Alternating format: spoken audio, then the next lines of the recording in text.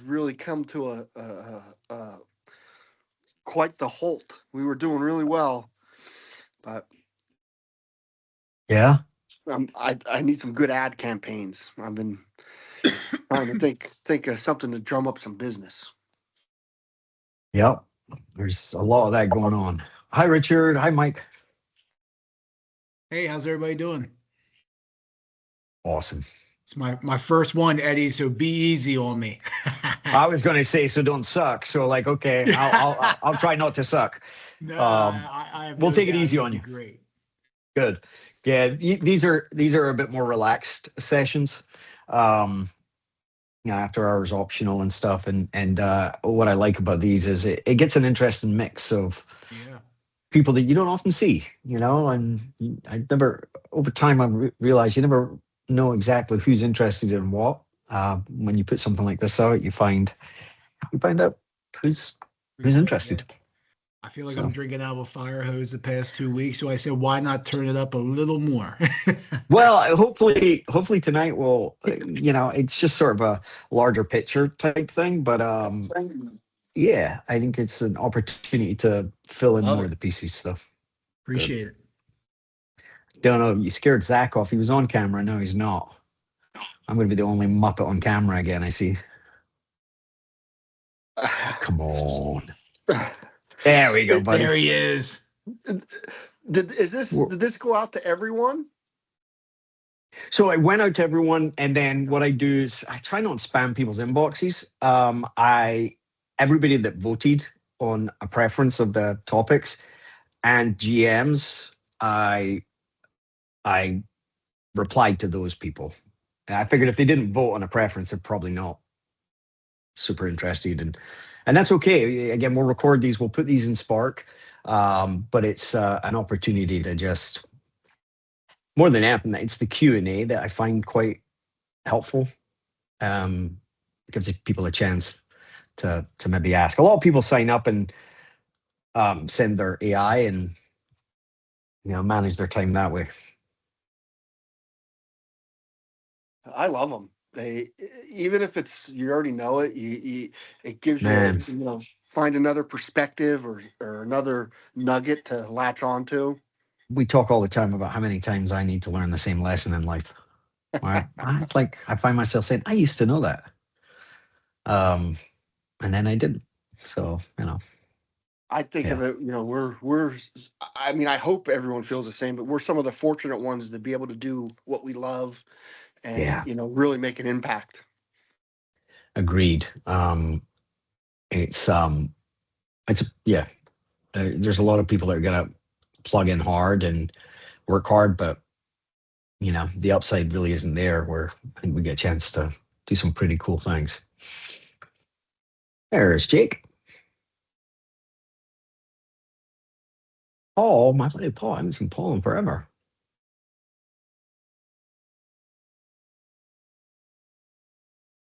There he is.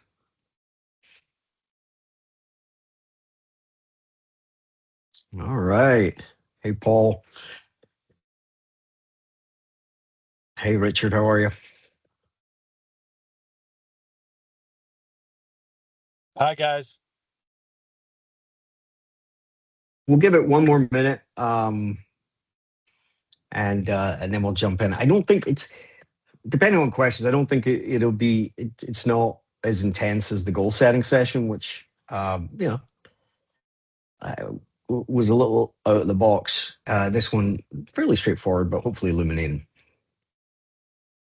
I'm already going to apologize for my graphics ahead of time, so we'll do that.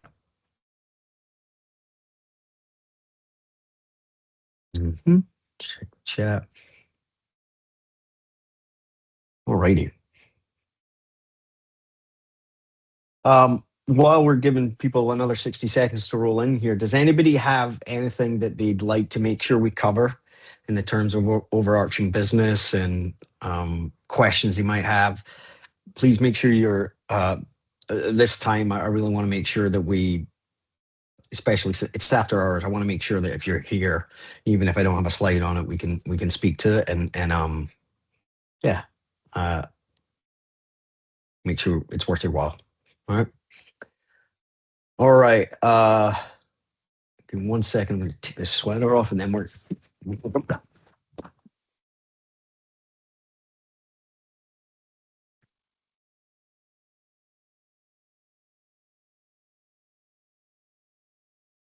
All right. Okay, here's my usual plea.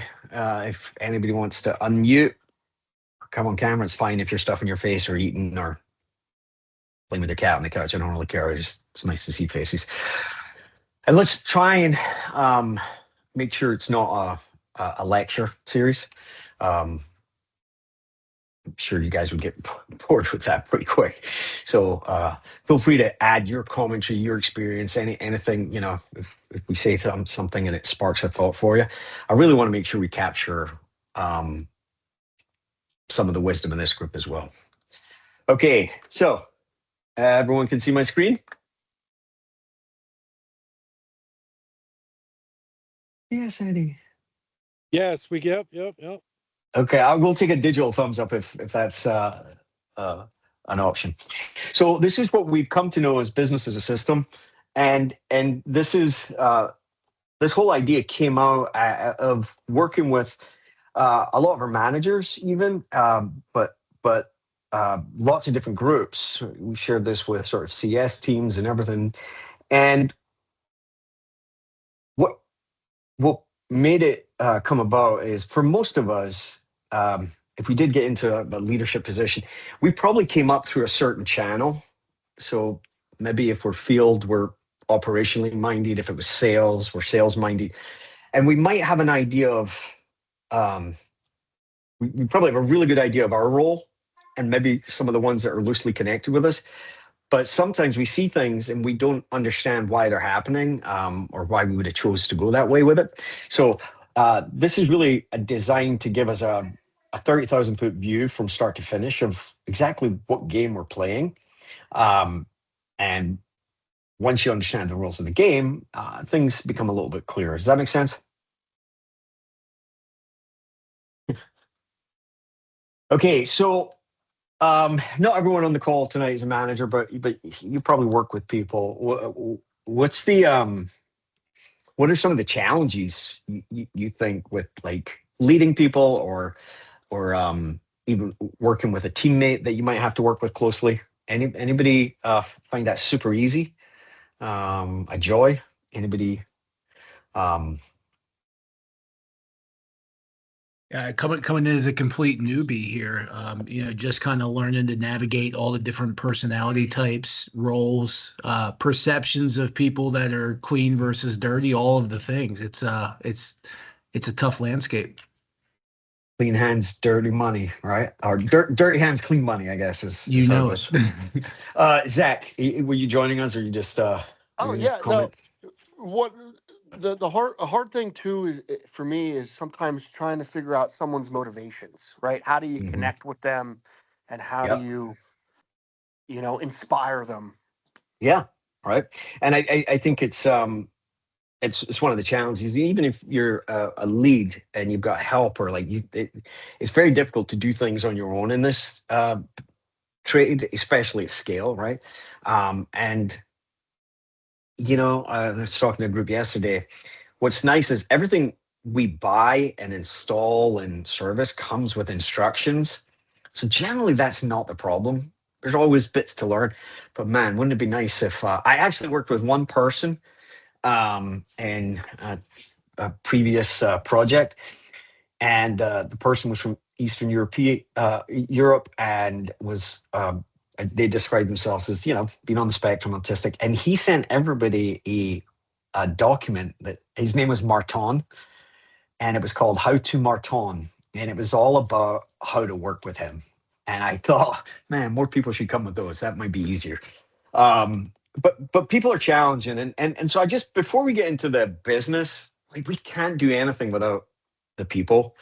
And one of the reasons I enjoy working at Sela is it's very aspirational and hard, that people first thing, because it's the whole group that we have to take care of, not just the individual and stuff, but keeping people and how it feels to show up. I often say, if you're not sure what your culture is, check in on Sunday night. How does it feel? You get the Sunday scaries, or are you excited to tackle another week, right? So just remember that people are challenging, but one of the things that can really help that is if people know the game we're playing and how they can help and contribute and win. So that's kind of another reason for getting into this part here. So um, basic concepts without getting, I'm not going to go super deep because again, this is usually more for people managers, but I always like to be transparent and share how we think about people to everybody. Uh, Here's the thing, everyone's different and I'm glad. If the world was filled with me, it would not be a good place, right? I'm glad that there's people like Luis and Zach in the world, and we're all different. We all bring different, and um, we need to be really mindful because we all have these internal biases. And if you're not careful, you end up, especially if you're in a hiring position, you end up building a team that looks basically like you. And for me, like somebody on the team better be detail oriented because it's probably not me. I mean, I can do it, but it's not my first inclination, right? And so just remember that just because people are different and different roles have different focuses, and we'll talk a little bit about this when we get into the main thing. Um, Curiosity, make sure, whether it's a colleague or a team member or our boss, curiosity is a superpower. Try and get in the habit of asking more questions and making statements, right? Because um, it's impossible to learn something you think you already know. And I've found that curiosity is really a useful tool of cutting through some of the stuff I might be seeing and not understanding, because our egos can fill in a lot of blanks. First, we don't like blank spaces in our stories. And so questions are good. If you have questions, ask. Don't wait for people to talk to you. You should be able to ask anybody any question, right? Um, and remember, people are a bit like piggy banks. Anyone know what an overdraft is? Just me? Yeah, that's my bank account. I don't believe that for a second. Um, well, Paul, why don't you explain? Like, how would you explain a bank account in layman's terms? An overdraft, sorry. Just basically taking out more than what's available. Yeah. Yep. And one of the things I think about with teammates and team members, yeah, we need to be really mindful that we're not making withdrawals before we've made deposits, and that's again, it's a leadership thing, but it's not really. It's how we show up as a teammate. Do we give first, or do we wait to be given? Do we offer to help? Do we bring more to the table than we take? And I think that's a really good lens to help people. Again, we're talking about teams because you'll see that it takes a lot of different people and a lot of different focuses. But we want to be mindful that we are being good teammates ourselves, and that we're creating these opportunities for future asks that we might have. And then a little cautionary tale. Um, there's a saying that says, "What got you here won't get you there."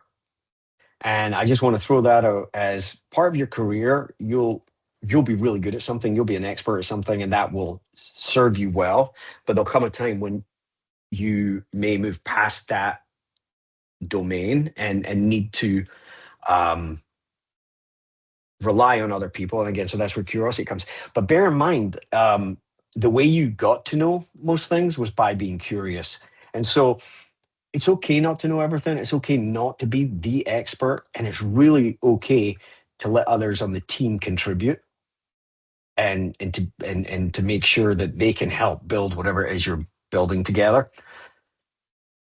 Similar, um, most of us have very good instincts, but at a certain point, they can get you in trouble because you think you know who the you know the best performer is, or you think you know what your strength is, But if you haven't looked at the numbers or the data, if you haven't done your own sort of thinking about it, you might be missing something. And lastly, WIIFM, it's this idea of, you know, with teammates or team members, however, there's this idea that they don't care enough or they don't care as much as I do or whatever. That's okay. This is a job. They pay us to be here. I want everybody to be passionate. I hope they get fulfilled out of it. But if someone's like, well, hold on, how does that work for me? That doesn't make them not a team player. That's just how we're all wired, right? No comments on the Comedy Gold, right? Everyone's favorite radio station, WIIFM. What's in it for me? Nothing. Crickets. Bueller. Bueller. All right. I'll keep moving.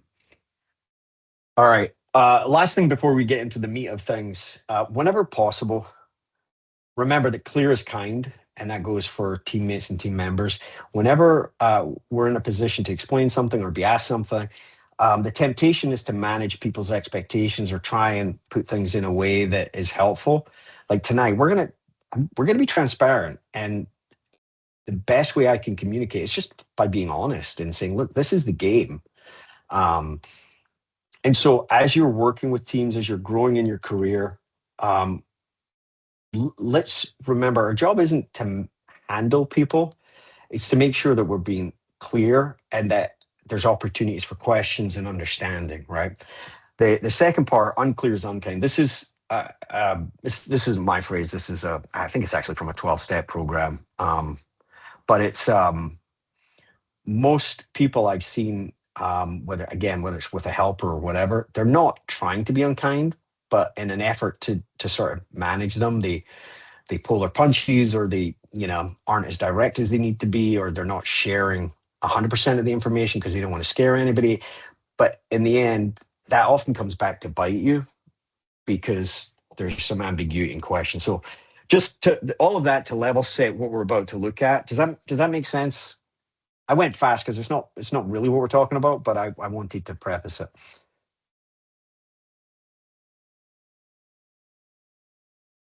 So, okay. So this is the bulk of what we're going to talk about. This right here. This is our business, but this could really be any business. This could be software. This could be, whatever there is. But if you look at this, you can see there's cogs there. What comes to mind just looking at this? I might ask you to unmute on this because I want to make sure this is the meat here. Mark. Sorry, I am driving, so I can't really look at the visuals, and that's why I'm not really responding. But That's okay. Obviously, anytime I can listen to a training from Eddie, I'm going to try to get as much information as possible. Too kind. I paid him to say that. You got the COGS thing up on how business flow is, a business model. Yep. And how everything ties together. Yeah, that's exactly right. Look, we shouldn't be random about our efforts. There's a very clear plan, and if we looked at this, we'd find that this. Has anyone heard that? You can put your digital hands up or thumbs up or whatever. But have you ever heard the term customer journey? Yes. Good, thank you. Customer journey is exactly what it sounds like. It's in our roles, we interact with a customer for a defined period. If I'm a salesperson, it's during the sales call and maybe a little before and after. If I'm an installer, it's while I'm there. If I'm CS, it's on that initial call. But we need to remember the customer's there for that whole journey. And so it should feel connected. It shouldn't feel like a bunch of random policies or disconnected things. Our business is a system. And when we treat it like a system, it takes a lot of not all of the work, but it takes a lot of the work out of the trying to get the results we're trying to get. It's not all in our control, but it's certainly easier if we look at it as one big system. Does that make sense? So look, if I was to ask, with cogs, anybody that's worked on machinery, what do you have to do with gears if you want them to last a long time and not break? You got to grease them. Lubricate them. Rotate them and grease them, right? Why? So they don't What hap- seize. Seize? If we didn't grease them, and if they weren't aligned, what would happen? They would break down. Right. And if one of these cogs, in this example, the CS team cog, if that was up and if it was connected to the marketing but disconnected to the rest of it, what would happen to the machine? If I pulled any of those cogs out of contact with the other ones, what would happen? The system would eventually fail. Yeah, like it doesn't. There's no transfer. It's just it stops, right? Also, it tends to free spin, and I know a lot of us have probably felt we're working hard and frustrated that sometimes the results don't come in, because again, when we're not clear, we think, well, I'll just try harder, right? And we'll work harder.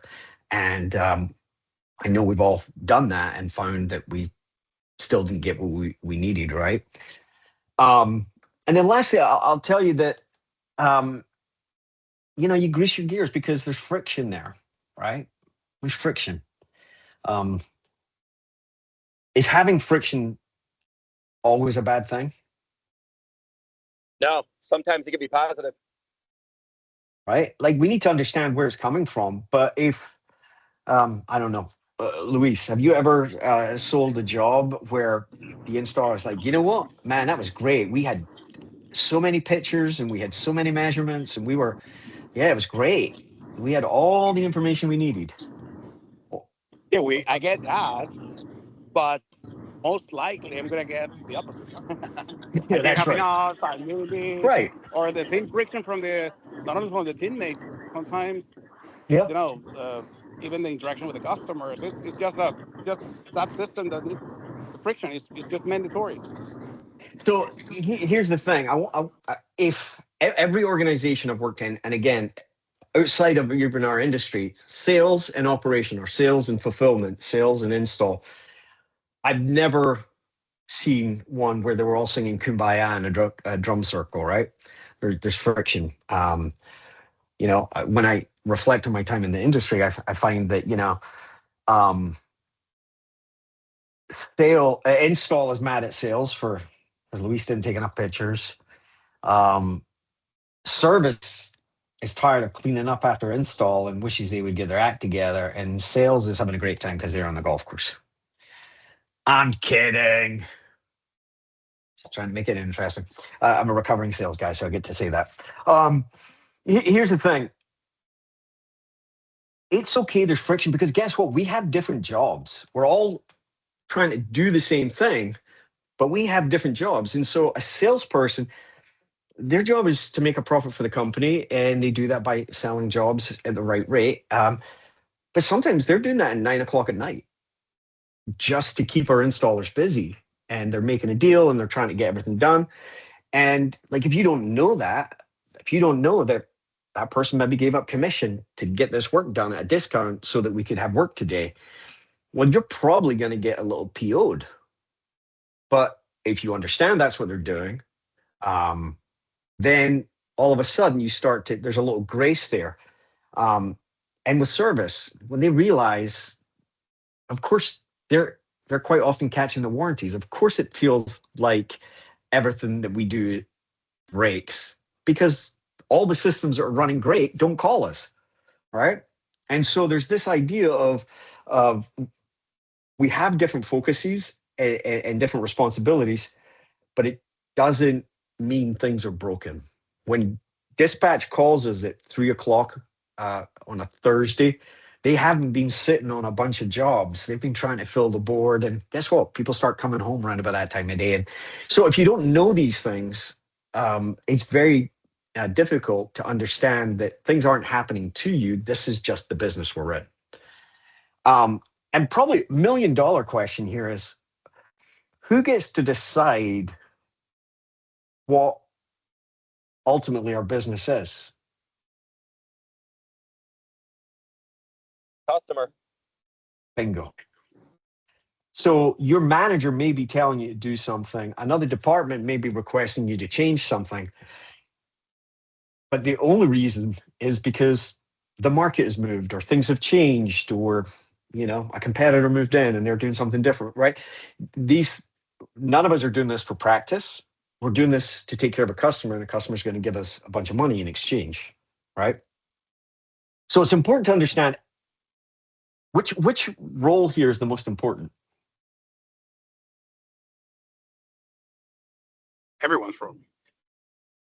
Thank you. Right?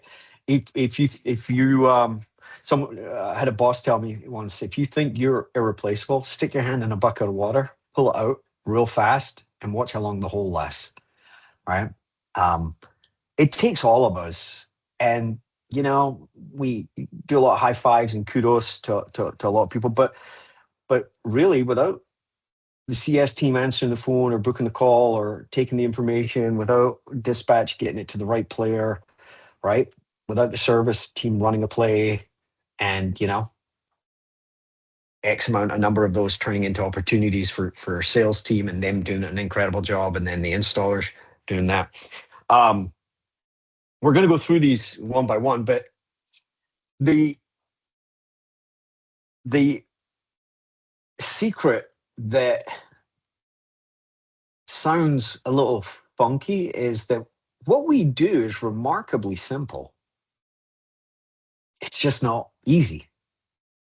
And we shouldn't confuse the fact that something isn't easy means something's broken. What we do is challenging, it's ever moving. The industry, just in the last 8 years, and all that's happened, and with finance and costs and legislation, and it's been challenging, right? So if we put our business hats on, congratulations, you now all have business hats. If I put $1, let's use the chat if we can, and if you're driving, you can use your voice. But let's put it in the chat first.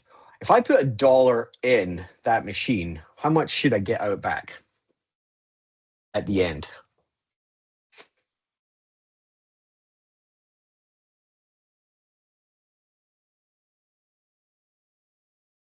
$0.15. 15 cents? What else? Any other guesses? What if I got $1 out? What have I done? Put $1 in the form of wages, marketing, investment, and I get $1 out. What have I done? Waste your time. Gotta make at least 1.6 or 2. Yeah, right. Like, so $1.15, like if we want a 15% margin, after all is said and done, well, holy cow. If we only got $1, congratulations, you've got the world's most elaborate money laundering effort. It's exhausting, and there's probably easier ways. Watch Sopranos and get into waste management. But the whole point of this is I should be able to put $1 in and predictably run that through. We have all of our ratios from our sales, from our CS team. We know what an appropriate abandon rate is, a conversion rate.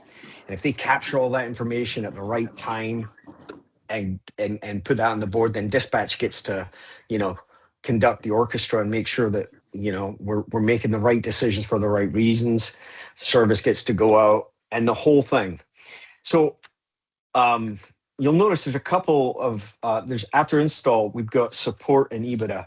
I just want to talk about those two things briefly. When I say support, what do you think I mean there? Why is support at the end there?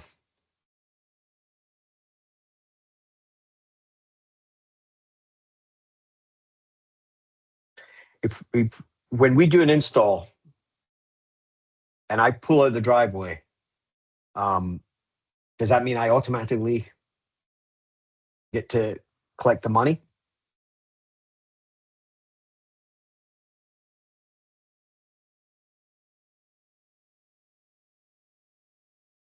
All right. Here's the thing. there's so many times we do the work. Picture this: we do all of this, and right after install, maybe a credit card didn't get accepted, maybe a financing piece of paperwork it didn't get signed, a permit needs a revisit, a quality control, um, any number of things that maybe we didn't close it in service time. And just because we collect it, if it's sitting on, the number of times I'll go into a location and at the end of the month, there's a bunch of stuff waiting to be processed. It doesn't count until it's in our system, right? And a lot of times people get confused about that. You need to actually make sure that your system includes that and doesn't stop. We're very operationally minded for obvious reasons. It's a big part of what we do, but that's not like, if we do all that and the marketing company got paid, the phone company got paid, the CS agent got paid, we paid Service Titan for their software, the dispatcher got paid, the gas company got paid for the fuel in our service truck, the service tech got paid, the sales guy did a great job and got paid, and installers got paid. What's wrong with that picture?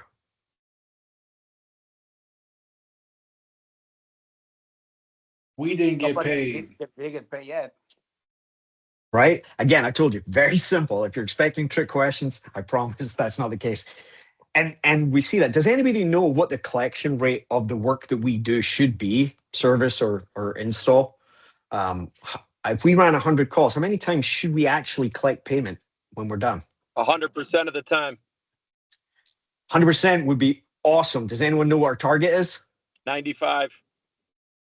Yeah, I've heard most locations saying, I'll tell you, 90 is the floor, 95 to 100.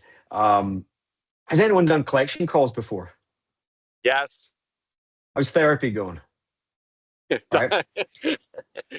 and typically after you leave the house and you're trying to collect after the fact, now a lot of time discounting comes into play, right? Customers always all of asking a for sudden, yeah, you nicked my wall. There's a stain on my carpet. I'm not sure, making a funny noise. And what I can tell you is the more times we have to contact them, and the longer it takes, the less we collect on the dollar. And it's not uncommon, especially when you get into months and years. And yes, we do have that. You get pennies on the dollar quite often, right? And that can all be taken care of by making sure that, for example, clear as kind, right? Everybody on the team should know that part of the value they bring is making sure we get paid, right? So clear as kind. Everybody should know that 90% of the time. We get that sometimes mom's not home or, something happens. But this is something people can inspect in their own week. If I ran 20 calls, did I collect on 18 of those, right? Then the last thing up here is the big bad word, EBITDA. We used to talk about profit. Now we talk about EBITDA, and it's an acronym, earning before income tax, deductions and amortizations, I think. Deduction, yeah. Why would I include, why would EBITDA be on there as a cog? Like support, we've already talked about getting paid, but why would I want to know what is coming out in the form of profit? At the end of the day, it's basically net profit, right? Yep. So why would I care about that? Is it just because I'm a banker and I love money and going to do my Scrooge McDuck backstroke in the pool full of money? Well, like you said before, if you're putting $1 in at the beginning of the system, you're getting $1 out, right? Where that's not a very well-ran business. And right. If we're not tracking our EBITDA, that kind of tracks, and we have to have an EBITDA goal, because for every dollar we want to put in, we have to have a percentage of EBITDA that, or net profit, we want to hit. That comes out. Yeah. Correct. So I'll tell you, here's my 2 cents on it. As someone that's worked in a lot of different roles,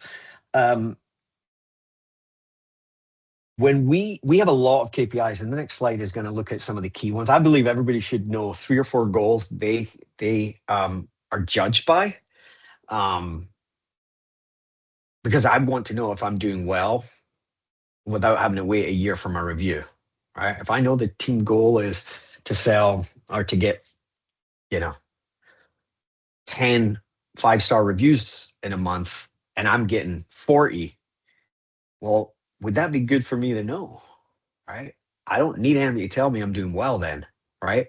And so there's this idea of this number, and we can go through all of these roles and look at the KPIs, but it's sort of like my first car was a Volkswagen Polo. It's a European car, and I pushed that thing more than I drove it. We didn't have the word jalopy back home, but boy, I think it qualifies. Does anyone remember how many lights were on the dashboard of these old cars? Like 2, maybe 3. There was a red one, there was an orange one usually, and a green one. And when the red one came on, you put black electrical tape over there, right? What was the point of these 3 lights on the dash? What's their function? System warning, right? Here's the Something's going wrong, so something needs attention or servicing. If I look at that as a manager or as a partner or whatever, and I see that is $1.15 coming out for the sake of argument, well, now I know that probably all my installers probably worked that week. I don't have anyone staying home, and I probably know that my service guys were running and gunning and turning and leading. It probably means my sales people were closing at the right kind of rates, and of course we couldn't do that unless somebody sent me or somebody answered the phone, right? For me, the reason EBITDA is important, and again, if you're just starting your career or you're already running businesses, we need to normalize talking about it, because it's the best way, the quickest way I know that I'm taking care of people. And when that's off, I know I need to pop the hood, because I don't know how an engine works, but when one of those lights come on, I need to pop the hood and then check the oil, the belts, the carburetor, all of that. And so when we look at the EBITDA, it's that high level goal that we should celebrate, because it means we're taking care of each other. It means we're taking care of the customer. Do you guys buy that, or does anybody want to call BS? All right, well, I'll take that. So I'm buying it. Sorry, I had to unmute. It's okay. I appreciate the focus. Here's the when you understand the system, if you guys are a position where you can open your phone or and use the calculator or a piece of paper, somebody tell me, how many CS agents do you have at one of your locations? Let's somebody volunteer. You can drop it in the chat, or you can tell me. We have 5. Okay, so if 5 agents, well, let's back up. Do you think one person in the course of an 8-hour day could find time without killing themselves to maybe answer and book 3 more calls? Absolutely. Right? Because we don't want, like, you can go in overdrive for a little bit, but you don't want to live like that, right? That's a great way to burn out. Now let's look at that. Okay, so if we did, again, because we have a predictable system, if we had 3 calls and five agents, so that's 15, and if our dispatch team knows that it's not about, we don't always dispatch for efficiency, right? I know the temptation is to not have people cross paths, but when you send the right tech to the right call, the communicator to the one that might need to see all the options and all the pictures, or the fixer and the stopper, the really technical person that just wants to fix things, right? They all have their place on the team. We just need to put them in a position where they're going to thrive, right? So let's assume the dispatcher does that. So there's 15 calls that we do, and each tech runs the full play on every call. Now, what we mean by the full play is we go in again with a system in mind, 5-step process or the 6 next star steps, whatever your process, but you should have one. And it's all about starting with the end in mind. And if I know that I really want to leave that call collecting my money at my average ticket rate with a 5-star review, and ideally a nice bottle of iced water, right? Well, now if I know that's my goal, it's a lot easier to create a call that turns to that. I put it right on here. The law of large numbers, and whether it's from Nexstar or even within our own companies or regions or platform, we know that for every 10 calls we run, 2 or 3 are going to turn into replacement opportunities. And I actually think that number is going to get a lot higher, because the repair replace thing used to be a dead compressor or a heat exchanger with the death blows and everything else was worth fixing. Anymore, when motors are costing $3,000 or coils, aren't covered under warranty or have issues. But let's just imagine that we get 2 out of, we said 15 calls, right? So 2 out of 15. Actually, I should use 3. It'll be easier on the math. What is that? 5. That's be five opportunities to run a sales call out of those, starting with each agent just getting 3 more calls. You with me? We're Okay. on it. Then if a sales rep like Mr. Nava here, he's a beast, and he closes. Let's just keep the math easy, and he closes at 50%. Luis, what is the average sale out of Maryland? Mine is 17,900, 18,000. Okay, so for those doing math, we get a little incremental boost and close 1 more of those, so 5 at 17. 2.5 calls. What's 2.5 times 17? Somebody got a calculator, hopefully. 34, 35 grand. Now, I do need somebody to get a calculator, because I'm going to ask you, what is 35,000 times 5? 175. Okay. What is that 175 times 50? 8.7 million. Okay. Usually that's a little bit surprising for some people. The value of having a system and knowing everybody's role is because once we understand how the machine's built, we can take these big like Zach, if I showed up tomorrow and said, hey, gonna need you to find me an extra 8 million, would that excite you, or would you be a little overwhelmed? I mean, I'd be excited on what new business line I'm going to be taking on. That's right. And here, what we can see is if everybody just did a little bit more because they knew how important their role was. Well, now all of a sudden, look, let's say we shit the bed and we only get 4 million. Well, I'm Scottish. Every 4 million helps, right? That's the power of understanding the system and understanding what value every team member brings to the process. And when it's truly integrated and everybody is trying to set the next person up for success, then all of a sudden, these big mountainous things, quite often, Jim Collins, Good to Great, he talks about, when companies, they'll sometimes set a goal for 10% growth. And they'll go out and they'll look for okay, I guess are we doing a merger or a tuck-in? Are we doing another business line? What are we doing?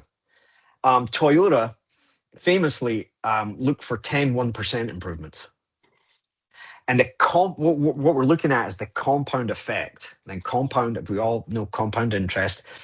It's harnessing the superpower of time and multiple actions that happen every day by multiple people. If everybody can understand that it's not just one more call, the phone's just not ringing for another $79 tune-up. But man, look, when that phone rings, that's the first domino to fall, right? And by the way, they're calling to ask 2 questions. What do people want to? What do they want to know when they call into the customer call center? 2 things typically. What do you think they ask? cost and when can you be there? Yeah. Hey, how soon is this going to take? And I'm not going to hold you to it. You just give me a ballpark, right? It's like, sure, Fenway. I don't know, right? I think that's a ballpark. I don't know. But the CS team is a hard job, right? And because we spent 20 years telling them not to answer that question because it puts us behind the eight ball at the very beginning. And so everybody on the team should have a deep appreciation for what everybody else on all these other cogs have. And as we were going through this, it's one of the things I remember. I was in Boston, I think it was, and I was working with the sales team, and we we're talking about reviews. Do we all agree reviews are important? Yes. Okay. So if you went into your business tomorrow and asked your sales team this, and I'd encourage you to do it, and said, "Hey, how important reviews?" and they're like, "Yes." Thank you, Luis. The opportunity there is for us to understand that the things that everybody brings are critical, right?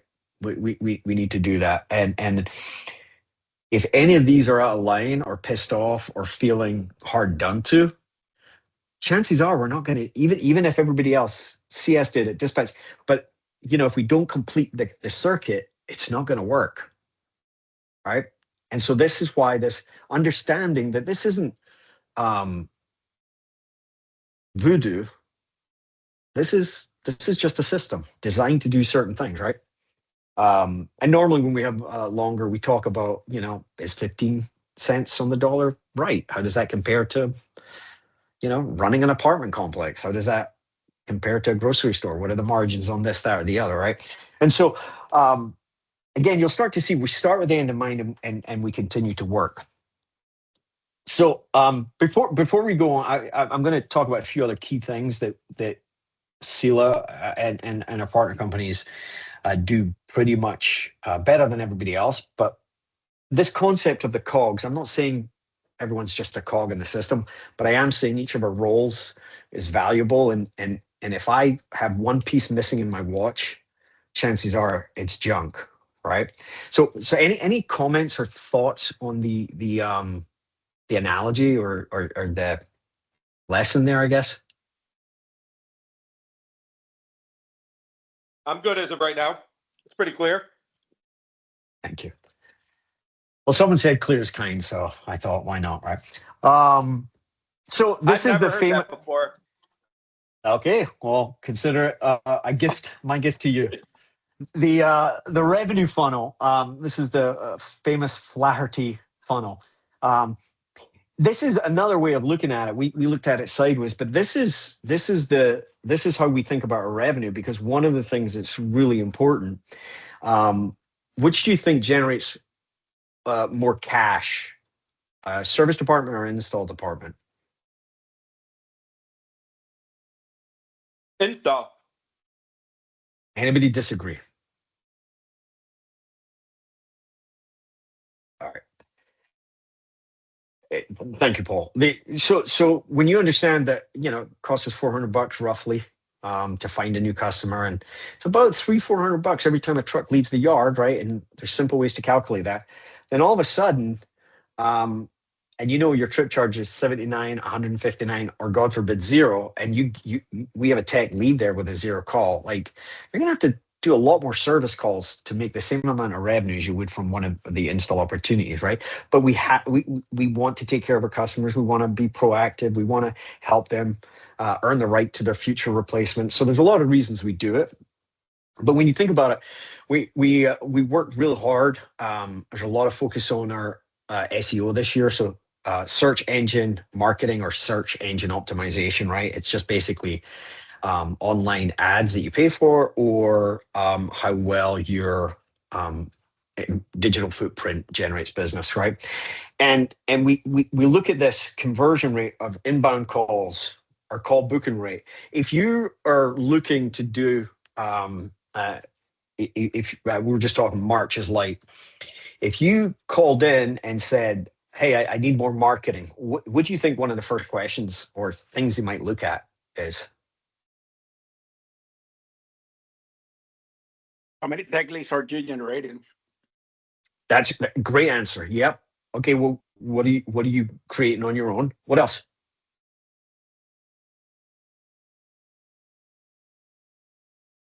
Do you think you should know what your call booking rate is? Absolutely. You should probably know your abandonment, your conversion rate, right? Your cancellation rate, because before I give you another $1 million, we started a company in 2016 called Schedule Engine, and we used to say, you don't need more marketing, you just need to plug your holes in your marketing pipeline, right? The easiest place to go is to convert the ones you've already got, right? Send the right tech to the right call so you get the optimal result.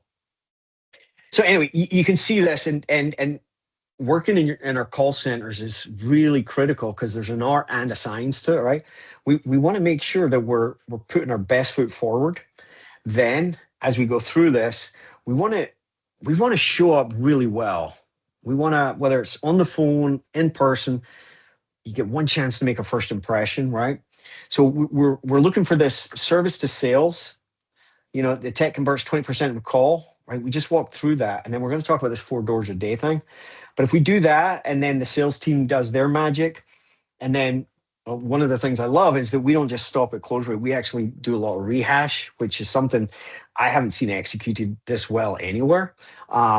It's often outsourced or whatever, and I think it's very common every month on the sales and leadership call to hear somebody finding an extra $200,000-$300,000 in rehash, right?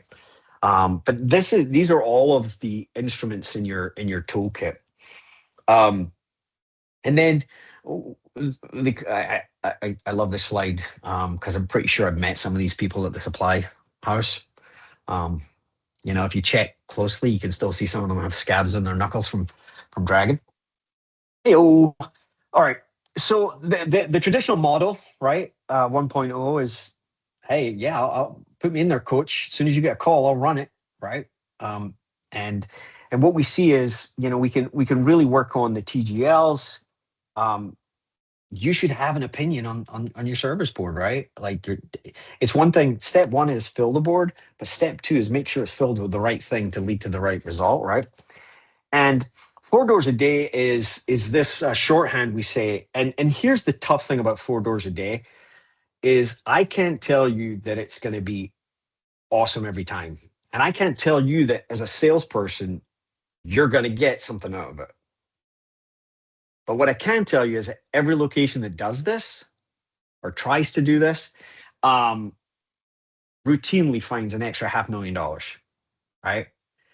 And that I acknowledge the fact that could mean one rep is just striking out. But if 2, 3, 4 other people on the team find 1 or 2 jobs a week, again, that compound effect adds up, right? So as a practice, we know there's just, it's overwhelming data, but it doesn't always feel right because we confuse activity with outcomes, right? And we know the outcome because numbers don't lie. And it doesn't mean that we're actually riding along in trucks, but part of what separates us is we get a chance when there isn't, in the shoulder season, we can go in a house and connect with a technician there. We can, our sales team can learn something about a system maybe we've never seen. Maybe it's an off-peak, maybe it's a boiler, maybe it's a brand that you haven't seen before. But then the technician can also hear how that sales professional interacts with the homeowner. And in a world where everybody has a tune-up, what I love about this is there's a real return to old-fashioned sort of things where it's like, hey, I can help. Has anyone ever given you a courtesy inspection of your plumbing? It doesn't. I'm not a plumber, but I do play one on Facebook. Nothing. Okay. I can open some cabinets under a vanity or a kitchen and see water stains and drips. I can run a shower and flush a toilet at the same time and see what happens. I can pull off an aerator and see if it's got tiny bits of plastic and pellets from the dip tube of a water heater, right? That doesn't take long. And that's a great value add not because we're going to sell them, but now even if all we did was have an incredible tune-up of the technician, customer didn't have any issues, boy, think about how that just separated us from everybody else, right? So I actually think this is kind of a very cool superpower. Does everyone know what a Federal Pacific Electric panel? What's significant about that? What if I said Push-O-Matic? Good chance your Burn your house. house down. Yeah, right. Zinsco. These are all things, knob and tube. Well, look, when was the last, you simply ask, hey, when was the last time you had a home inspection? I don't know. I think they did one before I bought the house, and that was 12 years ago. Oh, great. Well, part of the value of working with AA Service is we just periodically, we like to cross train, but we also like to meet our customers and make sure they getting all the questions about their home answered. We understand there's a choice of companies, and we just appreciate the opportunity to serve you. Right? That's all it is. And just the more shots you take, the more chances you have to score, right?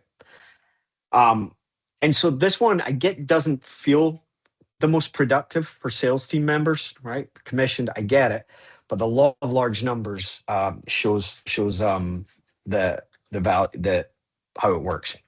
Lastly, at the risk of using a sport analogy I don't understand, I'm going to talk about playing as a team. So with everything we look at, what do you think the takeaway about this being an individual participation thing, but also a team sport? What do you think the importance of teamwork is?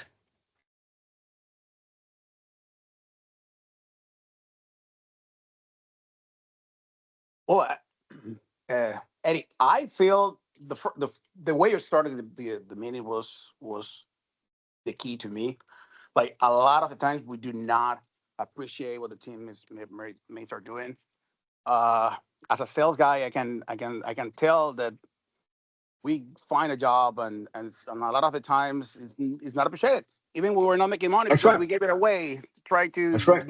make them a living. But at the same time, we failed to provide him with information, helpful information that could have avoided issues during the installation. Right. And then Right. it's like we do have to complement each other, and we do have Yeah. to support our bag, and be proactive on that. So I take that with me. That's good. Like the one thing I'd started to say there about, if we looked at this, I was talking to the guys in Boston and asked them about reviews. Ask your team if reviews are important. What I asked the sales team, if we asked at the end of every month, we asked the install to rate the sales department, what do you think they would say? Give me a review out of 5. And everybody looked at the table and was like, ugh, right? There was an audible groan because they knew they get thrown under the bus, right? But if these are everybody, whoever's next in line in this graphic here, that is our internal customer. And it's our job, regardless, because we're adults, right? We know that we're not always going to be set up perfect. But regardless of what I'm given, my job is to set up that next person for success.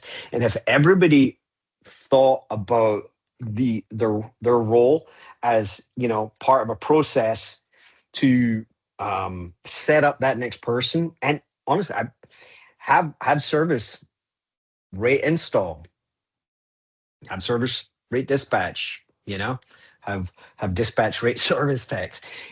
There's this idea of understanding that we're all on the same team. Now, the last part of this is, and I think a lot about American sports because you guys your teams are huge. I mean, soccer, you're lucky. There's 11 people. You're lucky if there's 12 people on the team, right? And you have a ton of coaches. And so the organization can set up the stadium and bring all the people and get the vendors in for the hot dogs. And the team can do everything it can with training and everything else. But at a certain point, I'm going to say baseball because I think that's my safest bet. But at a certain point, I'm at the plate and it's up to me to hit that ball, right? So it's an individual sport, but we are a team.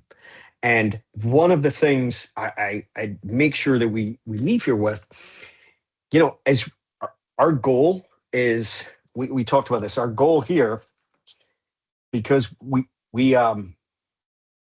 if you gave me a loan and I told you I would give you money back, X amount of money on Y day, you'd probably want to pay that, right? And so do our vendors and our and our investors, right? So as well as making sure that we're operating with integrity, we know that we have to deliver that. That number's non-optional, right? Because our bills are non-optional. So if it's as you start to think through the month, this is where towards the end of the month, if you knew you weren't going to hit it, when you looked at your service, you looked at your install, maybe you looked at electrical. One of the things that I've seen great people do is they'll take 2 people from service and they'll put them in install, because think about it, how much profit after we pay the guy on an average ticket of $400 running 4 calls a day, how much profit in dollars do you think we'd have from that one individual running 4 calls a day at an average ticket of 400? GP gross profit and service calls is, depending how you're running, 40 to 45%. If you're going, maintenance and service together, on install change out, you're running gross profit at 65 to 70%. And there's the ticket is larger, so there's more dollars left over. The percentages aren't too dissimilar, but when you talk about 50% of our $400 ticket versus 40% of a $17,000 ticket, now all of a sudden you're like, well, okay, yes, we all have individual goals, but if I'm hitting my goal but install isn't, I've seen companies that are siloed and go, not my problem, man. I'm running my business.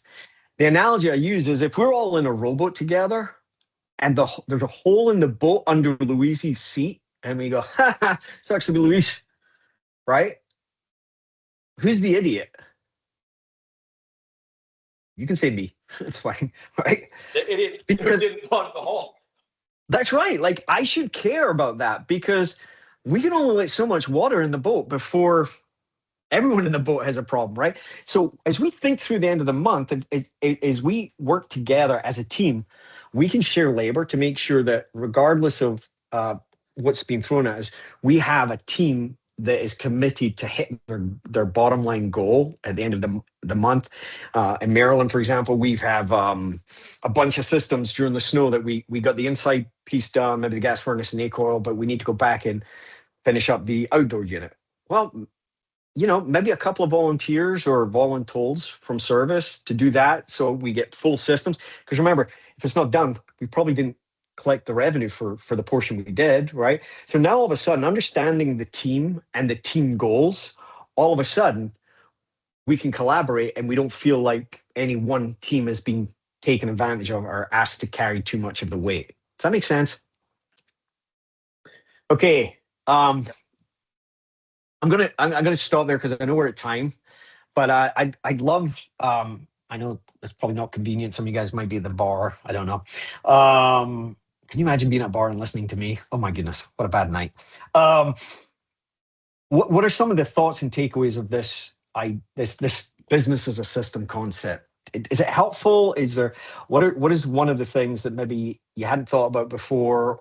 Luis already went, or one thing you might start to do or think differently about because of what we did here. So the largest takeaway for me, and this isn't the first time I've heard this kind of concept with you, Eddie. Yep. And every time you go through a different thing, you can pick up one thing, and that's a win.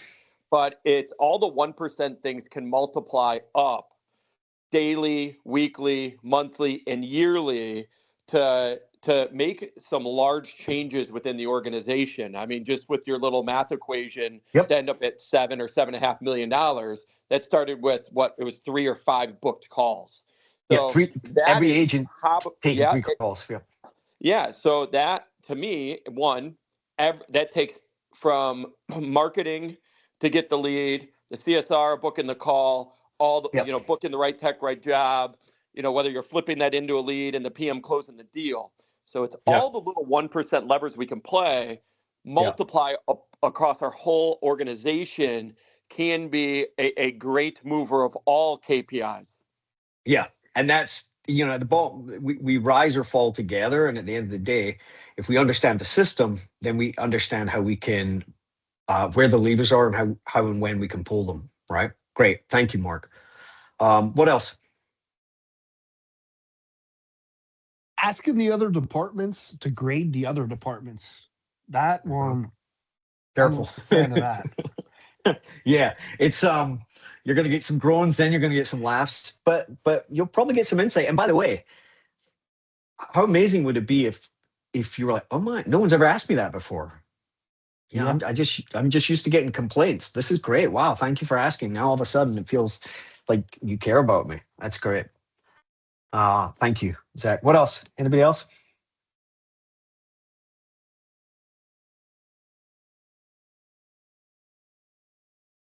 Mr. Bemis, I think I took it easy on you. Any ahas, take? You've probably seen a lot of stuff over the years. I'm just curious. Thoughts? No, as a completely new to the industry in this respect, it's great to hear that there is so many similarities from the sector I came from, and that's you know, admittedly, I'm going to be jumping on the same call tomorrow night as well, just because I want to better digest everything. So, repeat participation hopefully is awarded, Eddie. Good. Yes. Well, it's certainly appreciated. Good. Yes. Let's get two more volunteers, and then we can jump off and get on with our night. I appreciate everybody's time. Anybody else got takeaways or actions they're gonna do as a result of? Anyone got any questions, challenges?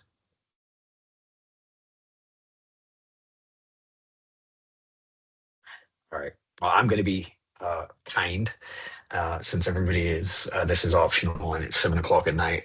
I'm not going to call any names. You guys have been great. I'm going to stick around and let you guys get on with your night. If anyone's got any questions or comments or concerns, I'll stick around and we can. I'll stop recording. We can chat.